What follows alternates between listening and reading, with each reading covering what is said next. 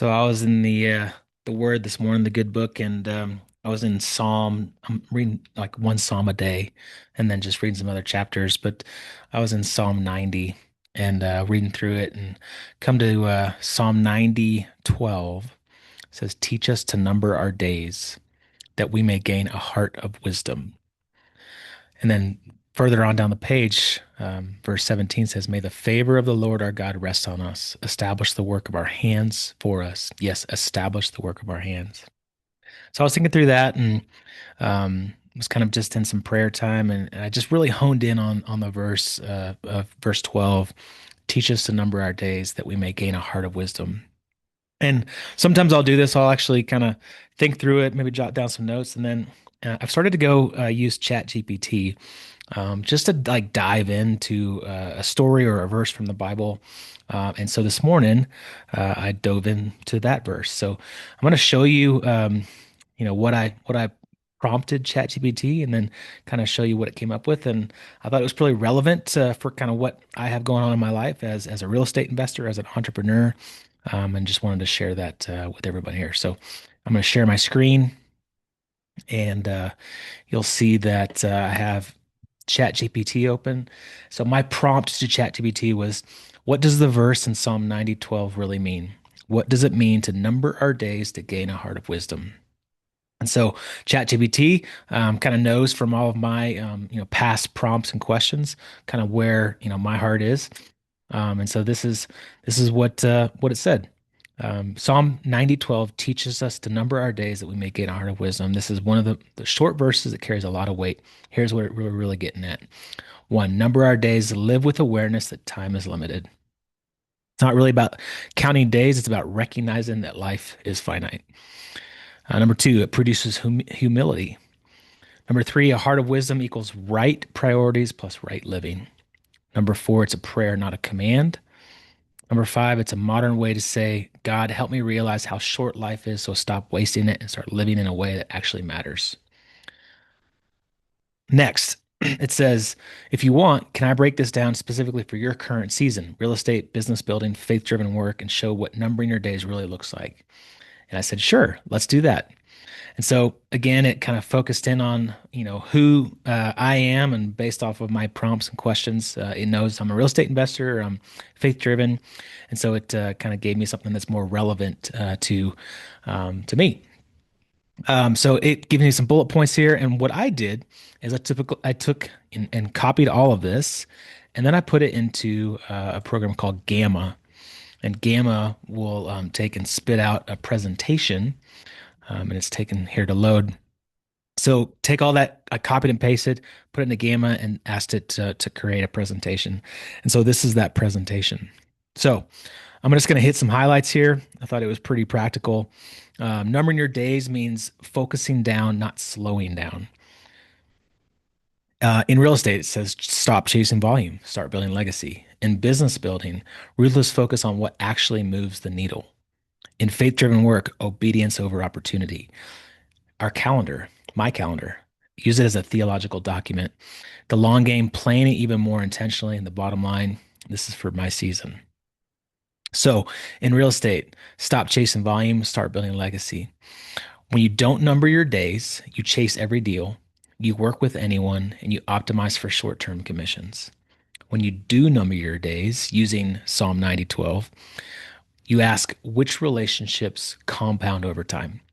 What this looks like for me: prioritizing families that I have relationships with, long-term investors that are aligned with my calling, building a repeatable pipeline, not random closings, and creating content that still brings leads 12 to 24 months from now. The wisdom shift for me: not all deals are equal. Some build a life, others just pay a bill. I love that. In business building, ruthless focus on what actually moves the needle. Without this mindset, I stay busy, just do content and emails and ideas, but progress feels scattered. With it, I realize that my time is my most non-renewable asset. So I started asking, what are the 2 to 3 activities that actually create growth? For me, this looks like conversations with people, DMs, calls, focusing on relationships, talking to people I haven't talked to in a while, authority content, making posts, making reels, creating magnets, doing education, building on military investor network, and strategic partnerships, working with the ones that I've worked with in the past, the people that have trust with me and I have trust with them, my base connections, lenders, people in my network that I've had past experience with, focus there. So with numbering changes, it cuts out 50% of the low value work and I double down on what creates momentum and leverage.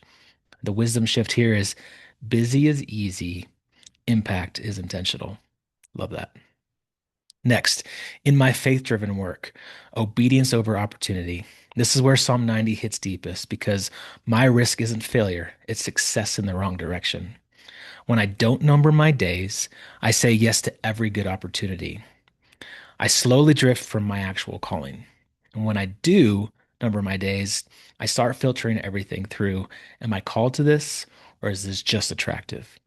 For my current path, faith driven circles, military impact, real estate investing education, that's where I should be focusing. This means fewer things, but deeper alignment and more eternal impact. And the wisdom shift here is I don't have time to build something God didn't ask me to build. Love that too.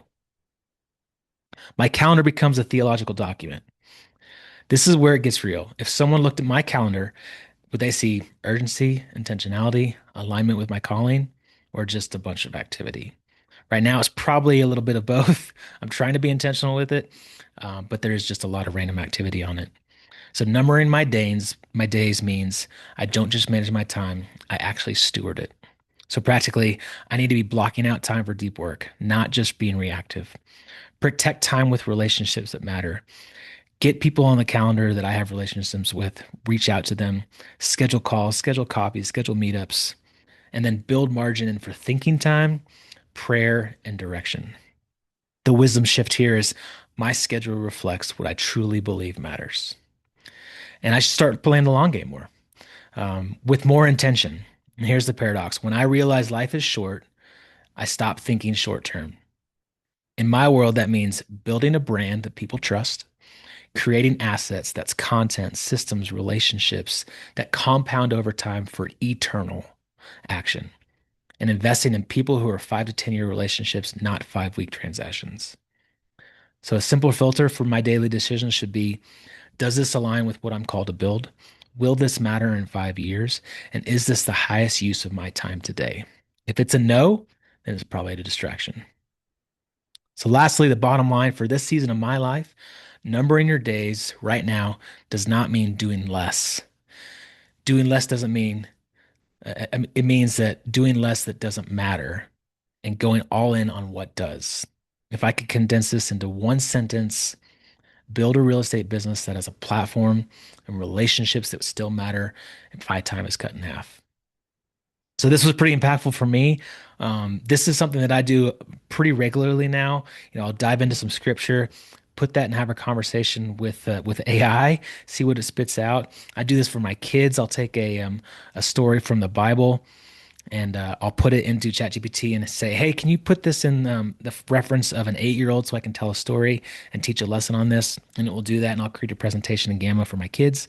Lots of fun. So hopefully you got something out of it. See ya.